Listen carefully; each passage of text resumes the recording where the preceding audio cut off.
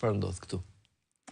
Kjo është një histori dashuriet, tragjike dashuriet, mes një inxhinieri të ri shumë suksesshëm, Gjovalin Xhadri, dhe një vajze tiranësit, një familjes shumë nza, Zeynep Toptani, e bia e Abdi Toptanit. Kjo foto është e vitit 1935, shkrepëm këtu, në Shqipëri, në rrethinat Tiranës. Është e njoftun historia tyne për shkak të librit që Gjovalin Xhadri boton gjermanisht në vitet 40, Letra gruas me vdekun, cilin unë e kam përkthy dhe mund të them se ka gjetë shumë lexues. Lexues shqiptar. Sipas mendimit të çfarë ka për se të frikson ideja që lexuesi shqiptar ka prek telenovela në këtë rast, pra dramaticiteti ka për përshtypje apo dimensioni dashurisë?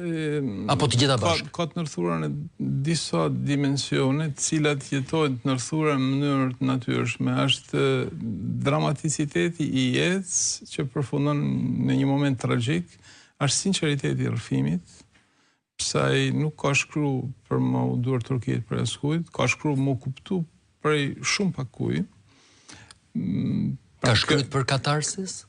Jo domosdoshmërisht. Jo, ky ka vujtje, nuk mendon se mund të ketë një katarsis në dimensionin e imanencë, dimensionin aktual. Ajo që besoj i ka gudi shqiptarët është dashuria thellë, figura e gruas të ky autor, që është një inxhinier në fundit, i ka bën një himn dashurisë në gruas. Ardi,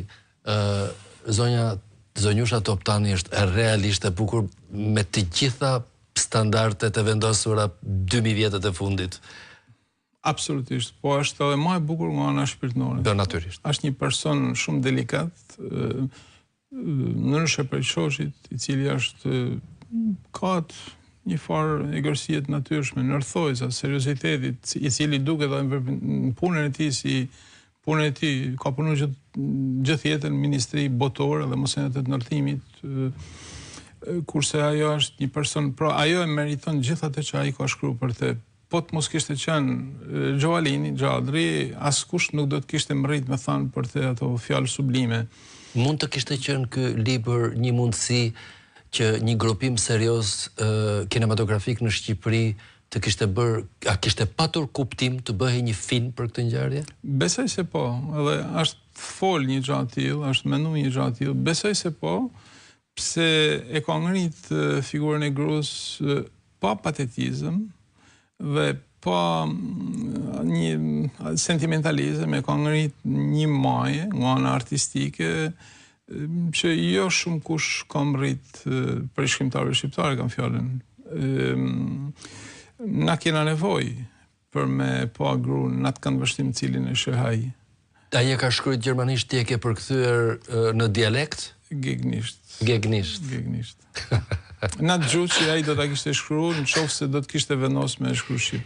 Vendimi yt i hapur publik për t'i qëndruar gegnishtes përmban brenda një farë shpulle që ti na jep për një arsye që unë nuk e kuptoj. A mund ta di pse?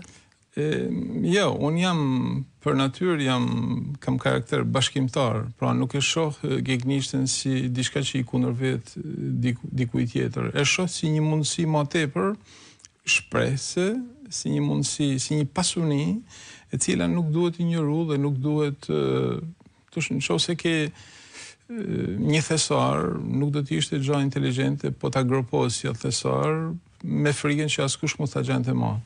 E tilla është edhe gegnishtja, besoj se si përkthim ka arrit me dhënë thelbin e gjermanishtes tij shumë të pasune, dhe me shpreh se do të kemi parasysh diçka. Struktura e mendimit të Xhadrit është ajo e një personi që vjen nga gegnia, pra shprehjet, mënyra në cilën ai shpreh ndjenjat e tija dhe formulon mendimet e tija, pavarësisht se është në gjuhë gjermane dhe sintaks gjermane.